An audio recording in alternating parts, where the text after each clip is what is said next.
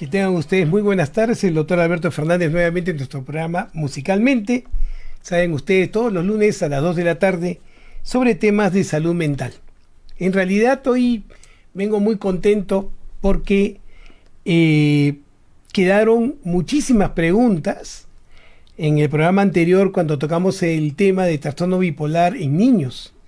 Y de hecho, algunas de las personas que se comunicaron a través del Facebook de Filarmonía nos comentaban que habían quedado muchas preguntas en el tintero. Y entonces yo quería aprovechar ese interés para tocarles un tema que es fundamental en este trastorno, que es el proceso de psicoeducación.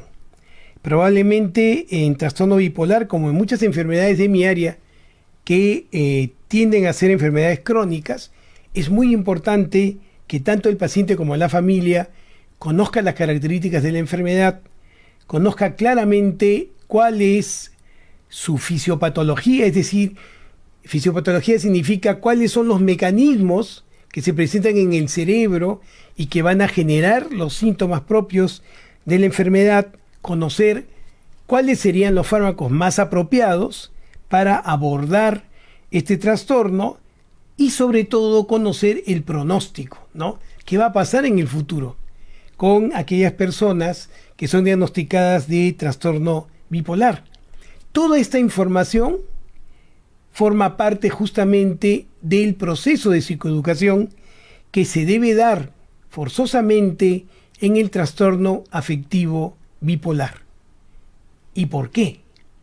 Porque ustedes saben, el trastorno bipolar es una enfermedad que se caracteriza porque el paciente pasa de una situación emocional o afectiva a otra contraria, de ahí su nombre de bipolar.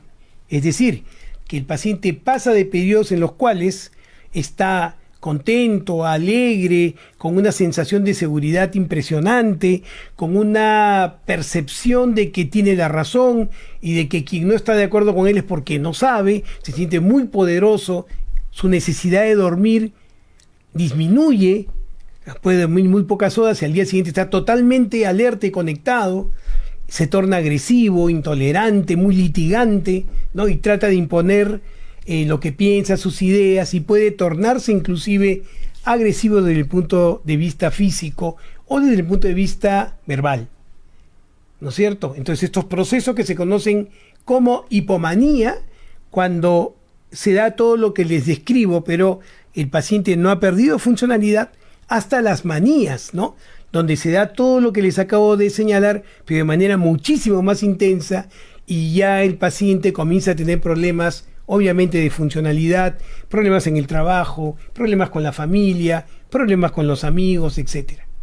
Y de este polo puede pasar a otro polo, en el cual el paciente más bien está en un estado depresivo. Es decir, en un estado en el cual sucede todo lo contrario. El paciente está más bien triste, desanimado, ensimismado, preocupado por el futuro, con una sensación de que no va a poder lograr resolver los problemas por una incapacidad de poder disfrutar de las cosas que antes le generaban placer, con un aumento del sueño o disminución del sueño, pero al día siguiente el paciente, a diferencia de la manía, está totalmente fatigado, desmotivado, y esto se acompaña frecuentemente con ideación suicida. Entonces estamos en dos extremos del estado de ánimo, y de ahí el nombre de trastorno bipolar.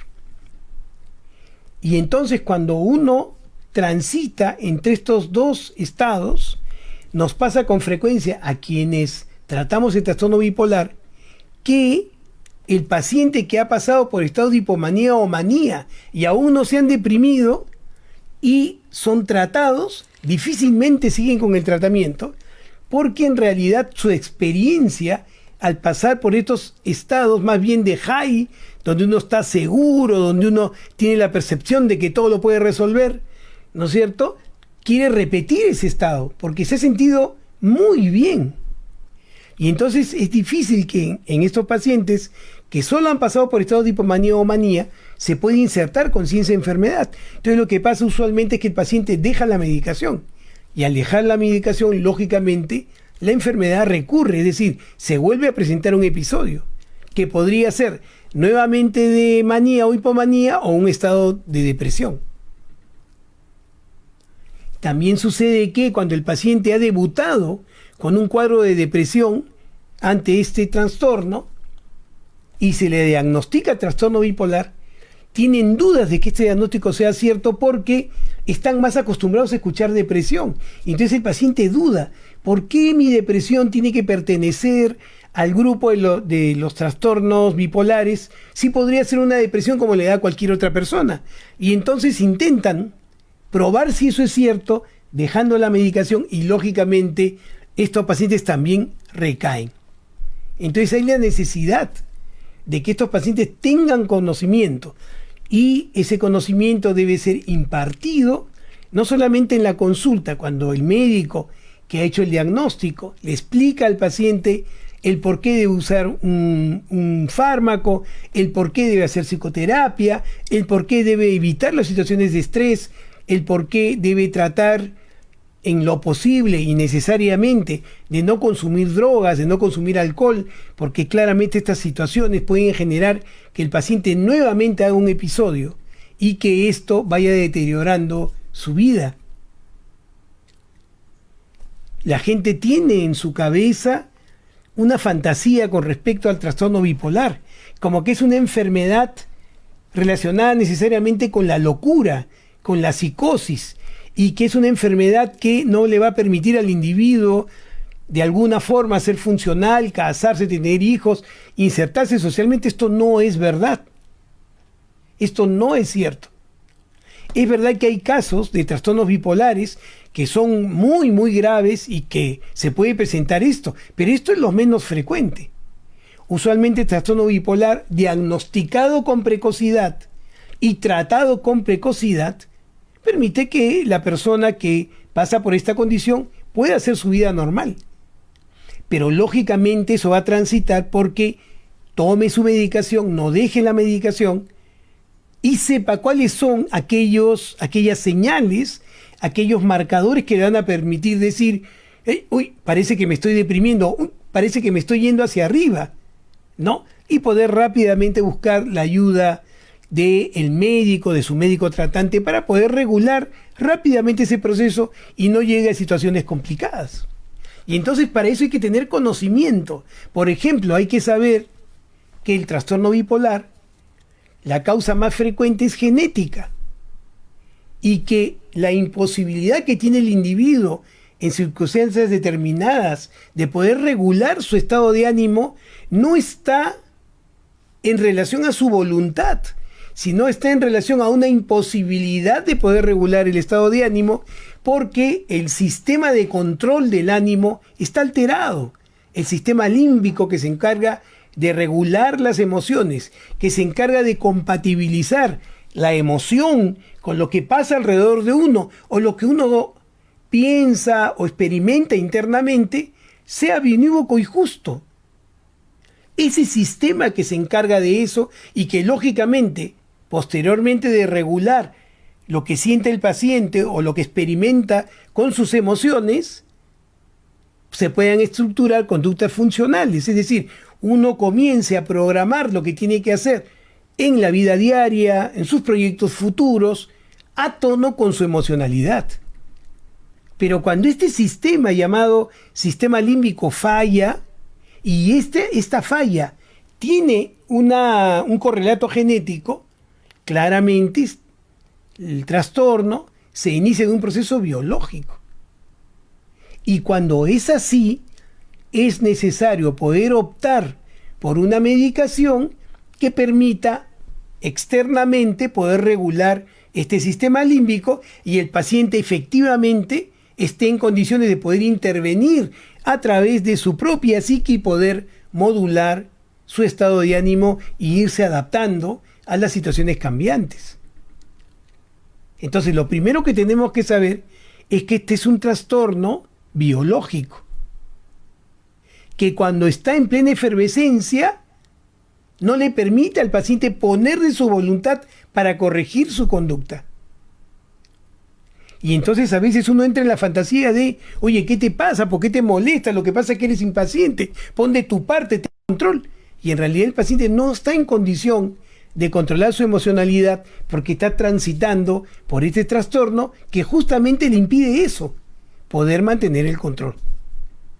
Y entonces imagínense, si vienen padres con su hijo de 13, 14 años que ha mostrado estos episodios claramente definidos y van donde un profesional en salud mental, donde un psiquiatra, que cuidadosamente le hace la historia y le dice al paciente y a los padres, primero a los padres probablemente, su hijo tiene un trastorno bipolar, ¿se imaginan cómo los padres tomarán este diagnóstico si no tienen claramente la información de qué significa un trastorno bipolar? Si tienen en su cabeza todas estas leyendas sobre el trastorno bipolar, el litio y la locura, ¿se dan cuenta? Les va a costar mucho decir, bueno, doctor, dígame entonces qué tenemos que hacer. No.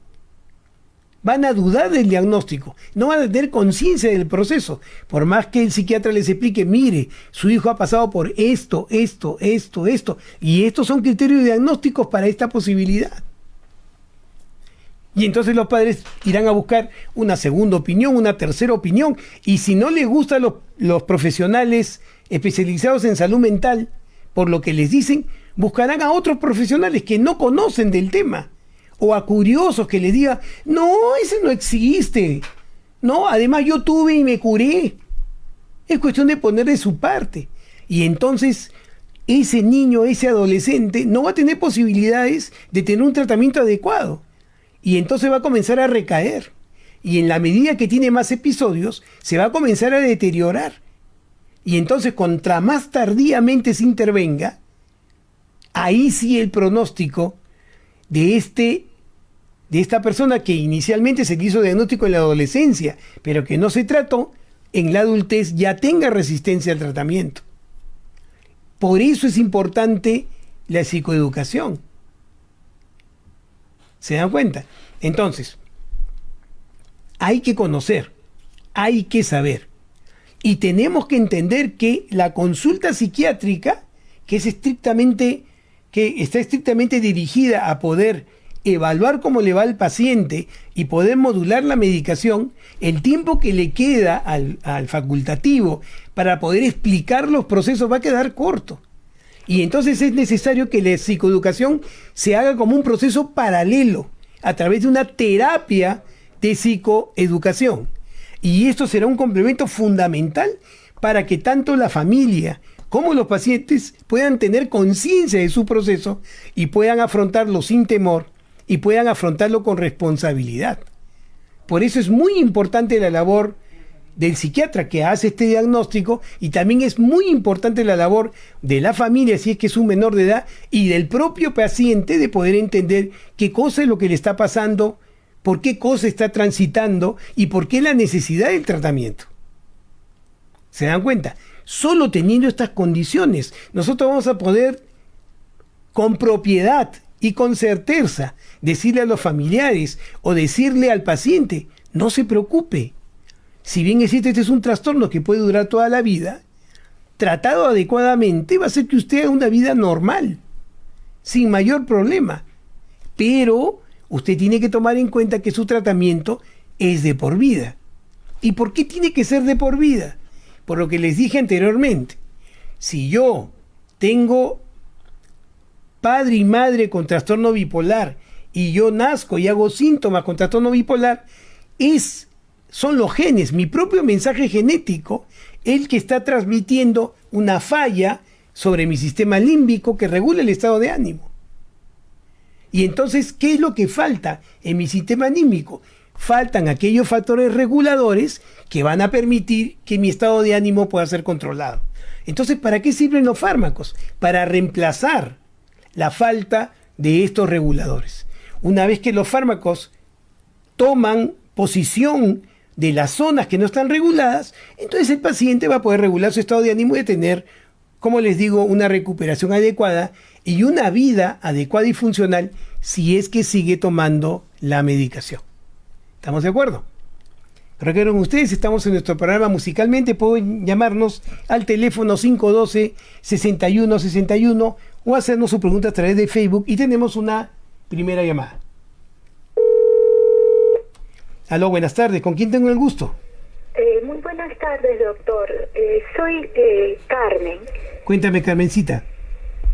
Sí, por lo que he estado escuchando, doctor, se puede considerar que las personas que tienen este problema de bipolaridad pierden autonomía.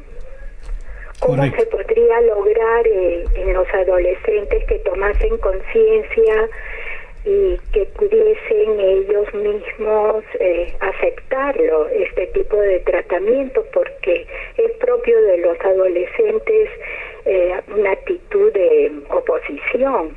Claro, claro. Perfecto, Carmencita. Muchísimas gracias por tu pregunta. Gracias por llamar. Lo que dice Carmencita es totalmente correcto, justamente lo que estábamos hablando, ¿no? Es difícil no solamente para los adolescentes, ¿no? Hay picos de presentación de trastorno bipolar reconocidos, ¿no? Uno de ellos es en la adolescencia, otro es en la adultez temprana. Pero imagínense si yo estoy con una persona de 30 años, un gran profesional, un médico exitoso, ¿no? Que de pronto piensa que ha descubierto la cura para el cáncer, ¿no? Y llama a sus colegas para presentarle su descubrimiento, ¿no? Y entonces les presenta un vaso de agua con 2 naranjas, ¿no? Y una cuchara, y les dice: esta combinación, yo he descubierto, puede solucionar cualquier tipo de cáncer. Y uno ve pues a su amigo y dice: ¿qué le pasa? Si él ha sido siempre una persona adecuada, basada en la ciencia para hacer cualquier afirmación. Y entonces el amigo, este médico, comienza a hablar: sí, porque yo he estudiado, y comienza a hablar y comienza a hacer asociaciones laxas, es decir, cosas que tienen relación con lo que habla, pero no directamente. Sí, porque yo cuando era chiquito comía naranja y me di cuenta que la vitamina C me hacía bien, me regulaba el ánimo, y habla, y habla, y habla, y habla. Y él no era así. Él era una persona propia, era una persona pertinente. Y de pronto pues un amigo le pregunta a este doctor: doctor, pero, o amigo, porque son amigos, ¿no? Colega, pero ¿cuál ha sido el estudio que usted? Y se molesta: yo no necesito ningún estudio porque yo estoy preparado para cualquier circunstancia, yo tengo conocimiento, yo tengo la experiencia. Y entonces comienza a litigar, ¿no? Y todos nos quedamos preocupados, nos vamos de la casa y la esposa de nuestro colega nos llama y nos dice: doctor, no duerme hace una semana.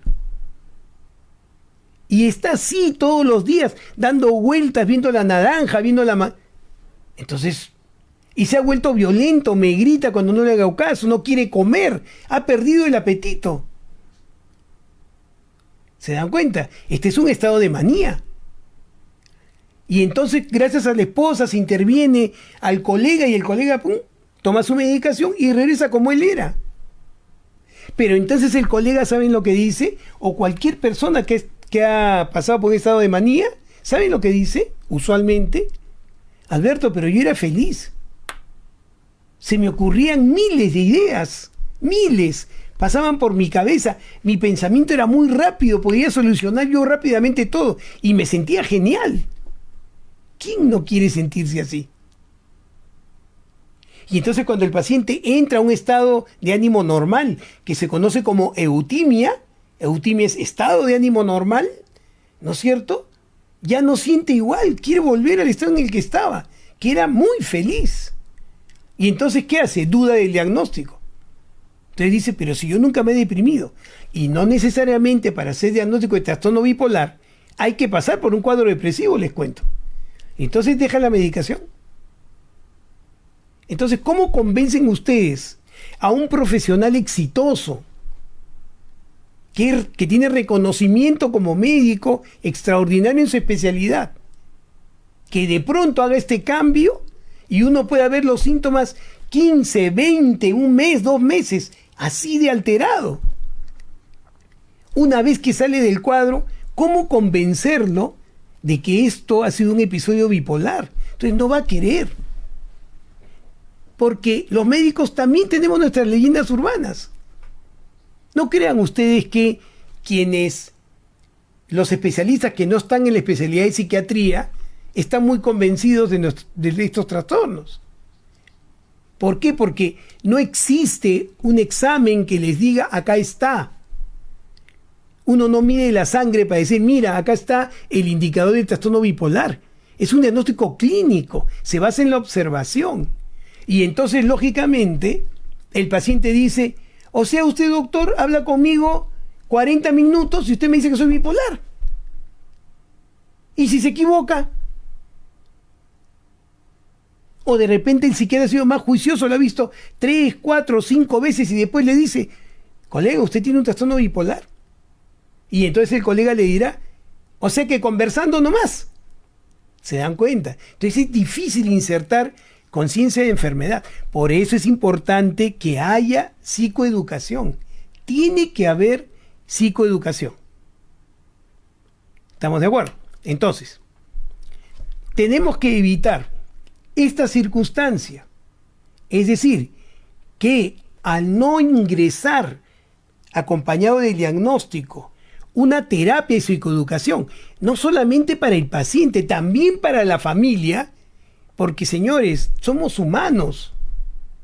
Imagínense, yo felizmente casado con mi esposa, 18 años, y de pronto mi esposa deja de dormir, no puede comer y desaparece de la casa. De pronto. Y yo no sé dónde está. No me dice dónde está. Y después me entero, por ejemplo, ¿no?, que está cantando en un karaoke y ella nunca cantaba. Y cuando la voy a buscar me dice, Alberto, yo soy cantante, me he dado cuenta que soy cantante y que voy a triunfar. Y mi esposa no era así. Entonces yo la convenzo, la llevo al neurólogo primero, porque de repente tiene algo en la cabeza. El neurólogo no encuentra nada y le dice, colega, llévala al psiquiatra. La llevo al psiquiatra, el psiquiatra me dice, tiene un trastorno bipolar, está en estado de manía. Y yo como familiar escucho eso y me siento morir. Yo era feliz en mi matrimonio y de pronto me entero, ¿no?, que estoy casado con una persona que tiene un trastorno bipolar. Entonces, ¿qué es lo primero que va a entrar en mi cabeza? No aceptar. No puedo aceptar eso. Y entonces, ¿qué pasa? Que muchas veces los mismos familiares, ¿no?, tienen una de dos actitudes. La más directa es, a ver, deja de tomar la medicación, de repente ya no pasa nada. De repente ya te curaste. O la otra, ¿no?, que ve que su familiar está dejando de tomar la medicación y se hace de la vista gorda. Y dice uno, para justificarse, no, él ya es adulto, él sabe lo que hace. Cuando en realidad, en mi inconsciente, yo también quiero ver. De repente no tiene nada. ¿Se dan cuenta? Entonces, es necesario que haya psicoeducación, no solamente para el paciente, también para la familia. Todos los estudios demuestran claramente que el pronóstico de un paciente con un trastorno bipolar mejora severamente con psicoeducación. Y esta psicoeducación tiene que estar dirigida al paciente, a la pareja, si es que el paciente está casado, y a la familia. Si es un paciente menor y tiene una familia grande, a la familia, a los padres, a los hermanos, para que lo puedan ayudar a entender qué cosa es lo que está sucediendo. Y los estudios que demuestran que la psicoeducación mejora el pronóstico del paciente no solamente son de corto plazo, son también de largo plazo.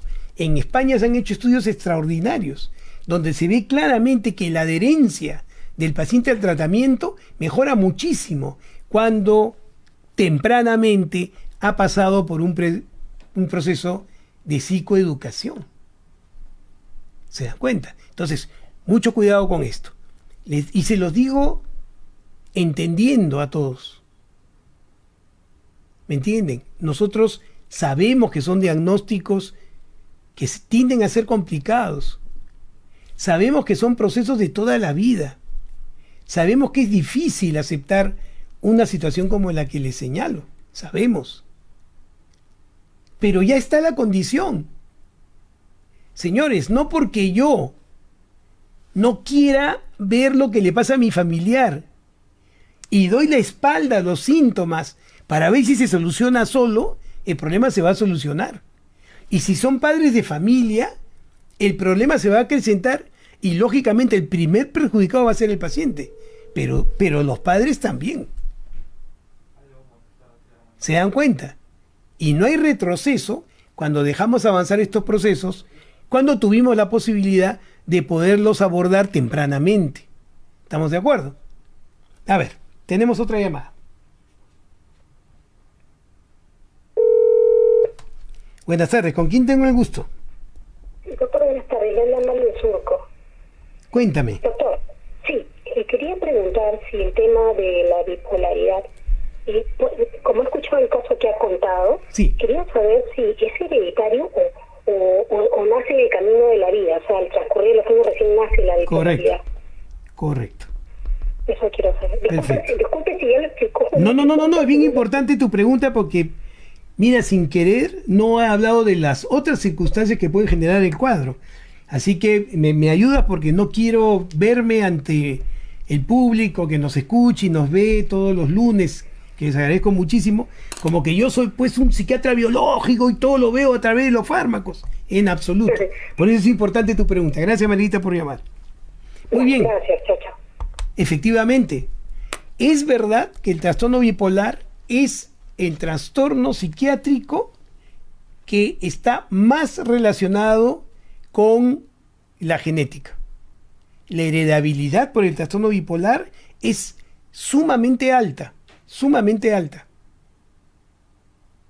Algunos estudios muestran que está por encima, la responsabilidad está por encima del 90% de una causa hereditaria. Pero también es cierto que hay un porcentaje que pueden presentar trastorno bipolar por procesos ambientales. Y el primero y más importante, y lo vuelvo a señalar porque lo hemos hablado decenas de veces en este programa, es el maltrato infantil. Estamos hablando de negligencia, de maltrato psicológico, de maltrato físico. Ese es el otro gran rubro de causalidad en relación al trastorno bipolar. No se puede saber exactamente la causa. En este momento, en ninguna parte del mundo, un profesional o un investigador puede pararse y decir, señores, la causa del trastorno bipolar es esta. Lo que sí tenemos claro es que si yo tengo padres con trastorno bipolar, hay grandes probabilidades de que yo también haga el cuadro. ¿Estamos de acuerdo? Por eso es importante tener conciencia de este proceso. Por eso hay que informarle a los familiares. Le voy a poner un ejemplo para que se den cuenta lo importante que es tener información. Si yo tengo un adulto que viene a mi consultorio y claramente tiene un trastorno bipolar y lo diagnosticamos y le informamos sobre los procesos, una de las cosas más importantes que yo le tengo que informar primero es la heredabilidad. Doctor, si me caso y tengo hijos, ¿qué probabilidades hay de que tenga un hijo con un trastorno bipolar?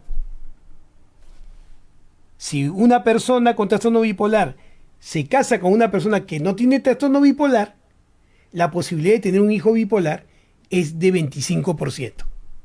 Vale la pena arriesgarse, digo yo. ¿Estamos de acuerdo? Pero miren ustedes, ese padre tiene que saber que hay trastornos que acompañan al trastorno bipolar. Eso es lo que nosotros en medicina llamamos comorbilidad. Comorbilidad es una enfermedad que acompaña a otra enfermedad. ¿Estamos de acuerdo? Entonces, ¿cuál es el trastorno que acompaña frecuentemente al trastorno bipolar? El trastorno por déficit de atención. Entonces, ¿por qué es importante que el papá sepa esto? Porque si mañana más tarde él tiene un hijo y su hijo tiene un trastorno por déficit de atención, Entonces, hay que extremar el cuidado con respecto al tratamiento de ese trastorno por déficit de atención, porque podría ser un aviso precoz de que ese niño podría ser un trastorno bipolar. ¿Se da cuenta de la importancia de la información? El padre tiene que saber. Otro trastorno que es común en acompañamiento, se dice en comorbilidad en trastorno bipolar, son los trastornos de ansiedad generalizada. Y en los niños se expresa a través de terrores nocturnos, muy intensos. Entonces, si yo soy un padre que tiene un trastorno bipolar y tengo un hijo que tiene terrores nocturnos muy intensos, que no va al baño, se tiene que miccionar en la cama porque tiene temor de cruzar el pasadizo porque está oscuro, o se pasa a la cama de la mamá porque todas las noches tiene miedo y tiene terrores, y se come las uñas, y le sudan las manos, y están preocupados por todo. ¿Por qué no llega mi papá? ¿Por qué no llega mi mamá? Algo les ha pasado. Todo eso constituye un trastorno de ansiedad generalizada. Entonces, si yo sé que tengo un trastorno bipolar y mi hijo está presentando este proceso, tengo que poner atención por la probabilidad de que pudiera ser un problema mayor después. Por eso es la información. Y vamos a suponer que sea. Bueno, no hay problema porque se trata precozmente y eso no va a avanzar. ¿Se dan cuenta? Por eso la psicoeducación es fundamental. Entonces, ustedes me preguntarán con solvencia, Alberto, ¿qué cosa es la psicoeducación? Entonces, con todo lo que hemos conversado, podemos entender que la psicoeducación es un proceso que nos va a permitir proporcionar a los pacientes y a la familia información sobre el trastorno, los métodos terapéuticos para poder disminuir la recurrencia de los episodios y la necesidad de hospitalización.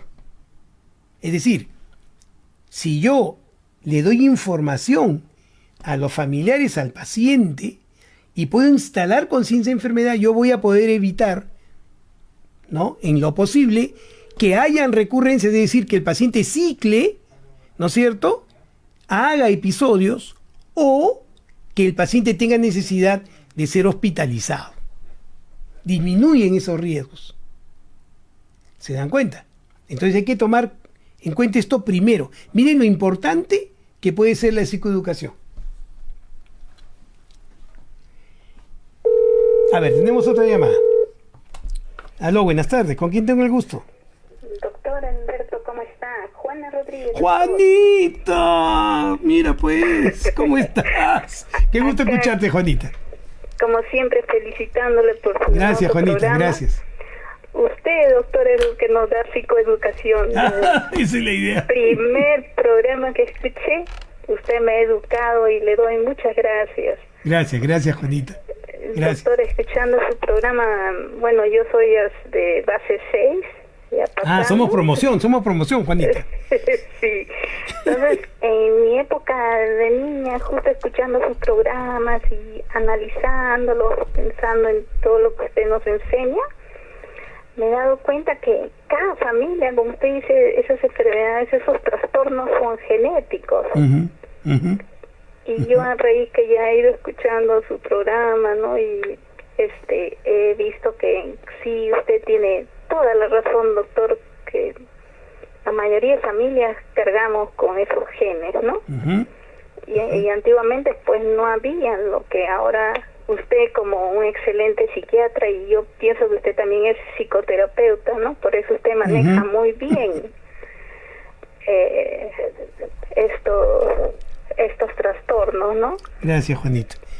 Gracias, Juanita. Yo le agradezco, porque a veces también en otros programas, a veces no nos educan o no nos dan la información buena, que un tiempo, no sé si usted,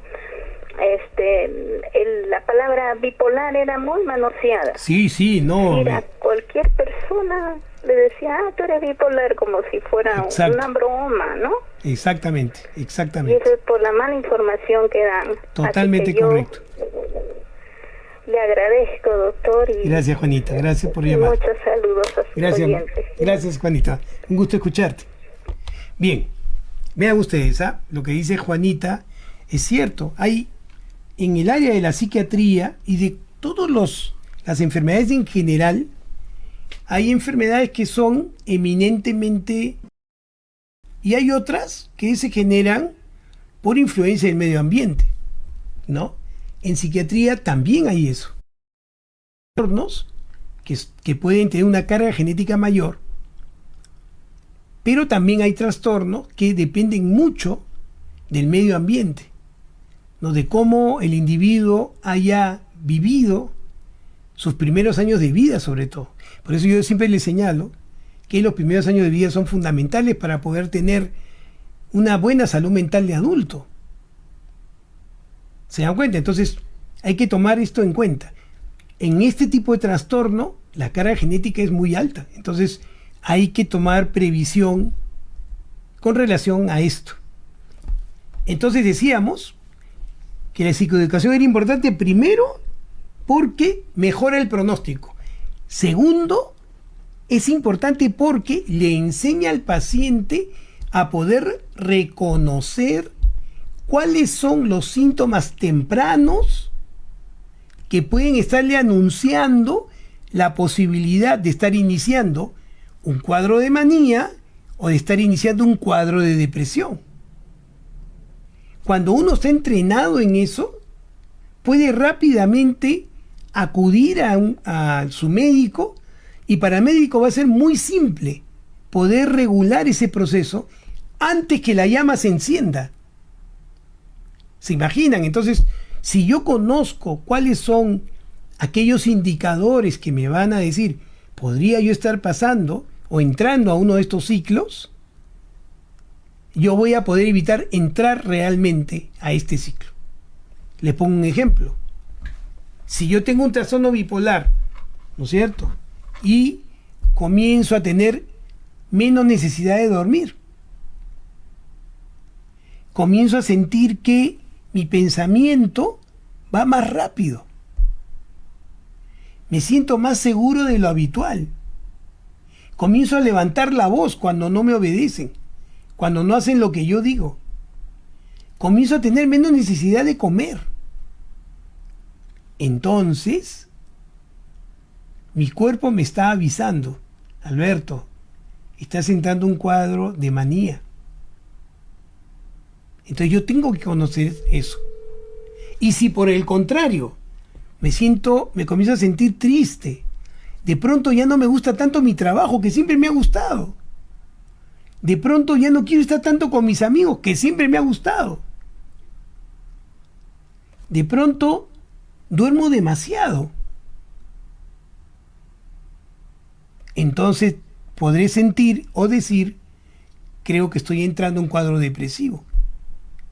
Y entonces intervengo, llamo a mi médico, mi médico me dice, haz tal cosa y ¡pum!, se soluciona el cuadro.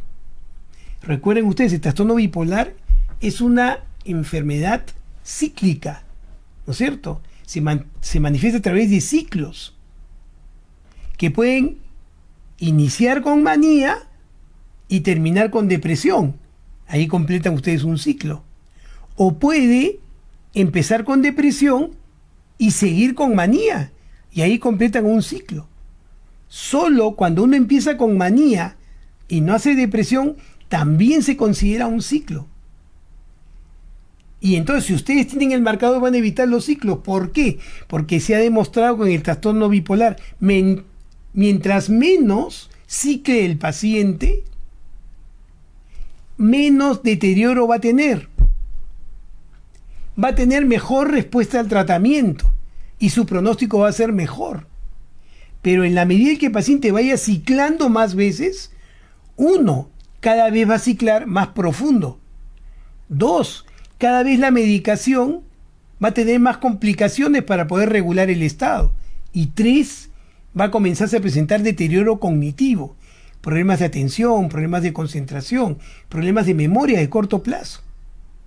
Y entonces entenderá que en pronóstico efectivamente se va a comenzar a poner gris.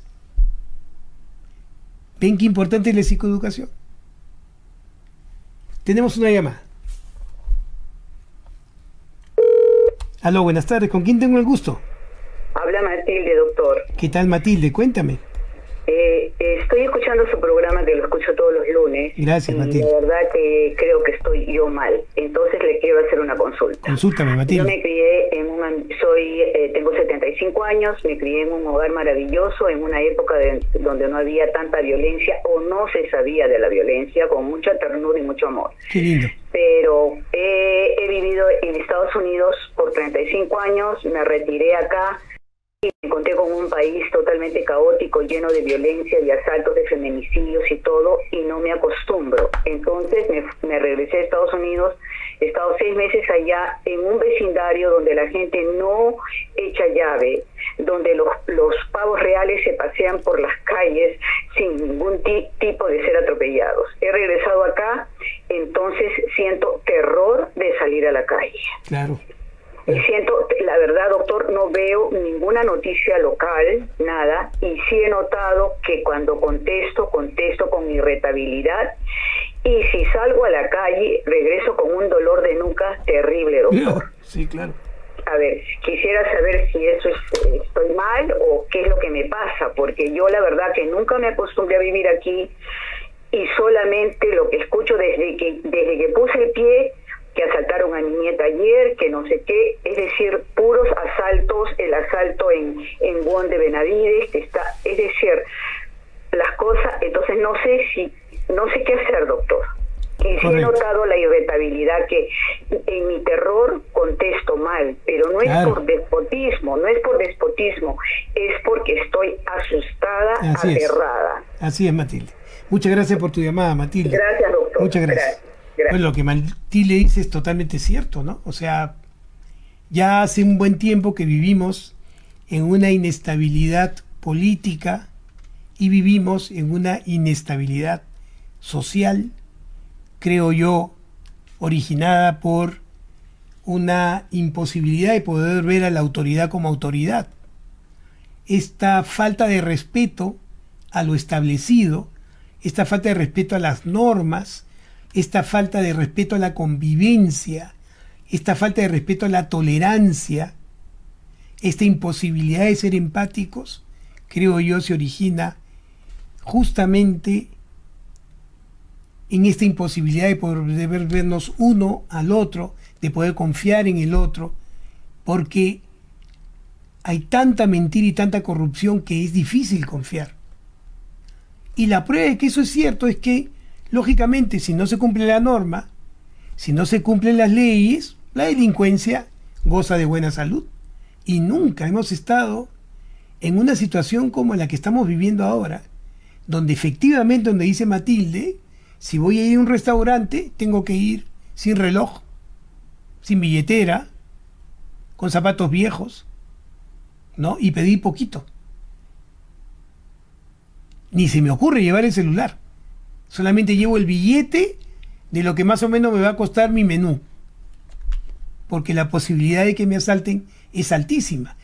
Y no puedo comer tranquilo. Y voy a terminar en mi casa con problemas estomacales. Mejor me quedo en mi casa. Mejor no contesto llamadas. Mejor no salgo a la calle. Mejor no me veo con nadie.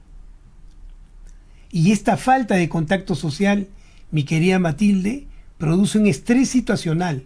Lo que tú tienes es un problema claro, un síndrome de desadaptación, porque vienes de un país donde las cosas son ordenadas, se respeta la ley, a un país como el nuestro, donde estamos muy lejos de estar en esa condición.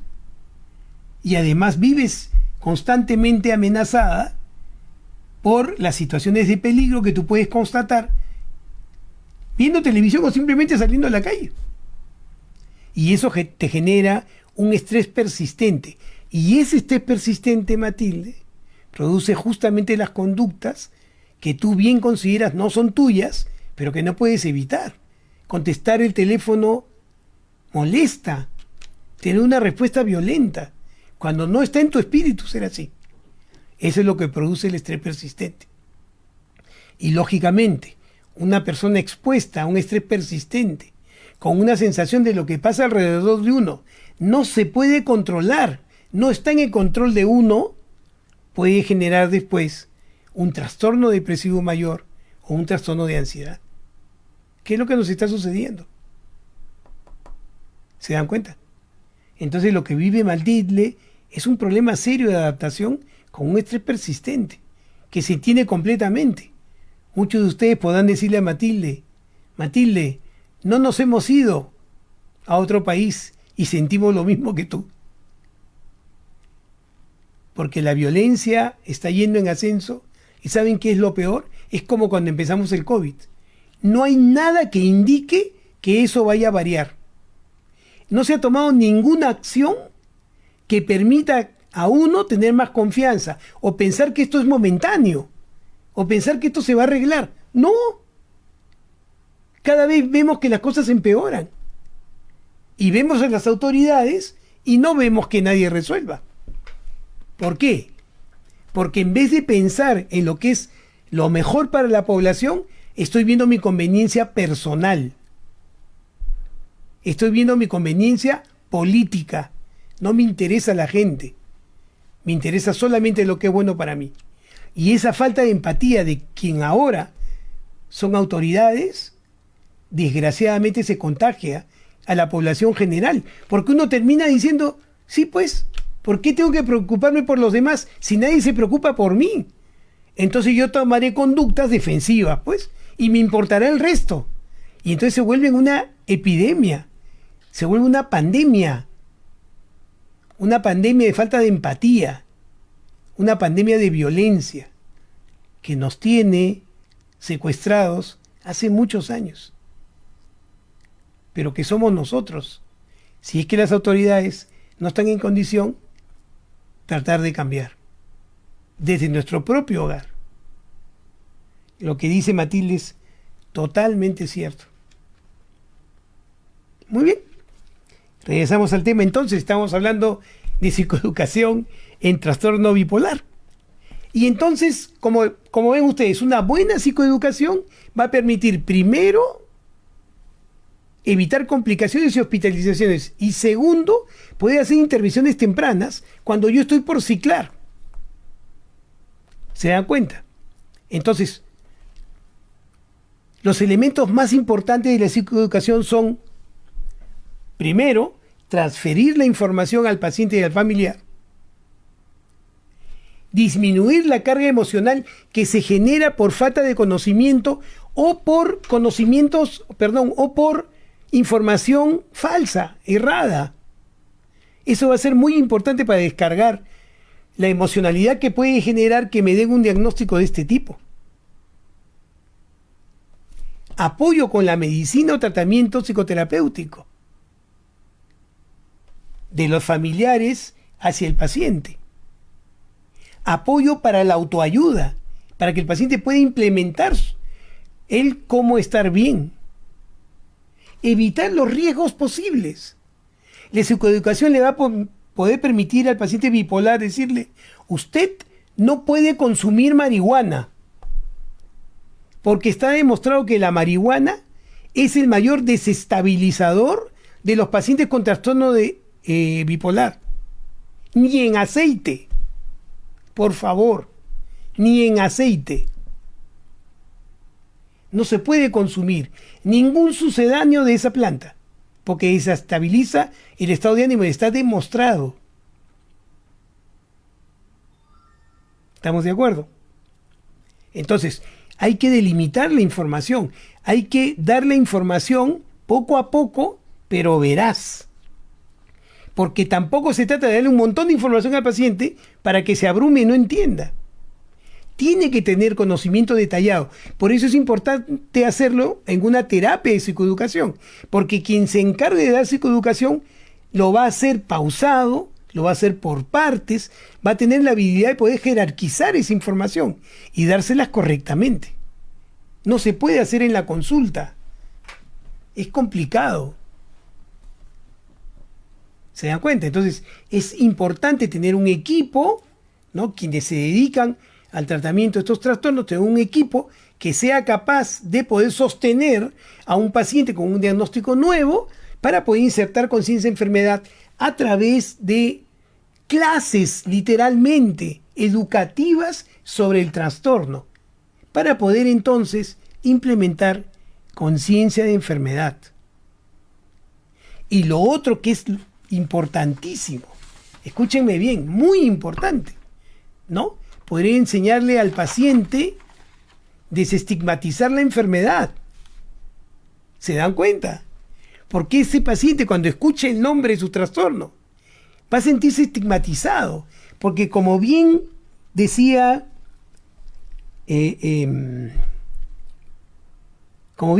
nuestros oyentes, ¿no? Uno escucha trastorno bipolar y es un término que más bien se usa para hacer bromas, para humillar a otro. Porque es un estigma, cuando en realidad es un trastorno como cualquier otro, que tiene causa, que tiene tratamiento y que tiene pronóstico. Y que no tiene que ser tomado de manera terrible. Hay que descargar ese proceso. Se ha demostrado que el 59% de los pacientes adultos hospitalizados por un episodio de trastorno bipolar no estaban siguiendo su tratamiento. ¿Qué les parece? 59%. Está demostrado que el 50% de los pacientes con diagnóstico de trastorno bipolar dejan la medicación promedio en 2 años. ¿Qué les parece? El 31% de los niños y adolescentes diagnosticados con trastorno bipolar no toman jamás la medicación. ¿Qué les parece? Y ahí está la responsabilidad de los padres. ¿Saben cuándo la va a tomar? Cuando su cuadro se complique. Cuando la violencia sea muy alta. Cuando el paciente se autoagreda o agreda a otros. Cuando comience con una ideación suicida. Y ahí sí ya no va a haber cuestionamientos. ¿Se dan cuenta de lo que les quiero decir? Entonces, mucho cuidado con esto. ¿Cuáles son los predictores de adherencia? ¿En qué situaciones hay más adherencia? Escúcheme bien. Cuando se es mayor, contra más tardío es el diagnóstico, más posibilidad de adherencia hay. Cuando más temprano es el diagnóstico, los jóvenes tienen dificultades para creer. Con respecto al sexo, los hombres son los que menos adoptan el diagnóstico. Son los más rebeldes a aceptar el diagnóstico. El nivel socioeconómico también es una dificultad. Pareciera que el nivel socioeconómico bajo es más difícil adoptar estos diagnósticos. Aunque yo puedo tener un poco de dudas con respecto a eso. Pero bueno, la estadística lo dice claramente. Y señores, cuando hay abuso de sustancias, cuando el paciente tiene comórbido, farmacodependencia, de enfermedades de muy mal pronóstico, y ese paciente difícilmente va a tener conciencia de enfermedad, y le voy a decir por qué. Porque si es dependiente a la cocaína o a la marihuana, y yo le digo o lo diagnostico de trastorno bipolar, le voy a tener que decir, tienes que dejar de consumir. ¿Y ustedes creen que va a dejar de consumir si es un fármaco dependiente? Entonces el pronóstico va a ensombrecerse. ¿Estamos de acuerdo? Entonces, resumiendo, el trastorno bipolar es un trastorno del estado de ánimo, donde no hay correspondencia entre la expresión y sensación emocional y lo que pasa alrededor del paciente o lo que siente internamente. No hay una concordancia. Entonces el paciente pasa de estados de hipomanía o manía a estados depresivos. El origen de este trastorno es biológico, es una falla del sistema límbico que pierde la posibilidad de regulación. Es un trastorno que tiende a la cronicidad. Tiende a la cronicidad, es decir, a estar toda la vida acompañando al paciente. Y funciona muy bien el tratamiento farmacológico, puesto que reemplaza aquellos moduladores que no están en el sistema límbico por una falla usualmente del mensaje genético.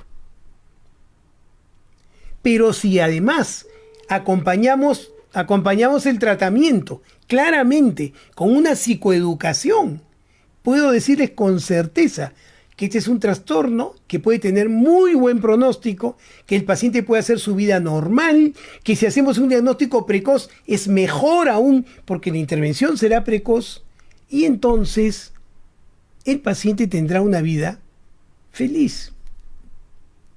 Es una condición que se puede tratar, es una condición que se puede estabilizar. Entonces, tratamiento farmacológico y psicoeducación serán pares importantes para poder mantener al paciente en una excelente condición. Ustedes que me acompañan en este programa ya saben, hemos desmistificado muchas cosas. Esta es una de ellas. Ustedes que nos han escuchado, sean los promotores de esta información. Ustedes que nos escuchan, hagan psicoeducación. Ayuden a los demás. Esa es justamente la causa por la cual estoy yo sentado acá con ustedes. El objetivo de este programa es psicoeducar, efectivamente. Pero espero que, aparte de la información que les doy y que ustedes incorporan, ustedes tomen esa información y puedan también difundirla a sus familiares, a sus amigos, a su entorno social. Y entonces estaremos haciendo algo importante para nosotros y para la sociedad. Y yo les había dicho, la única forma de cambiar lo que estamos viviendo es que nosotros cambiemos en nuestra forma de ser. Y esta es una de esas formas.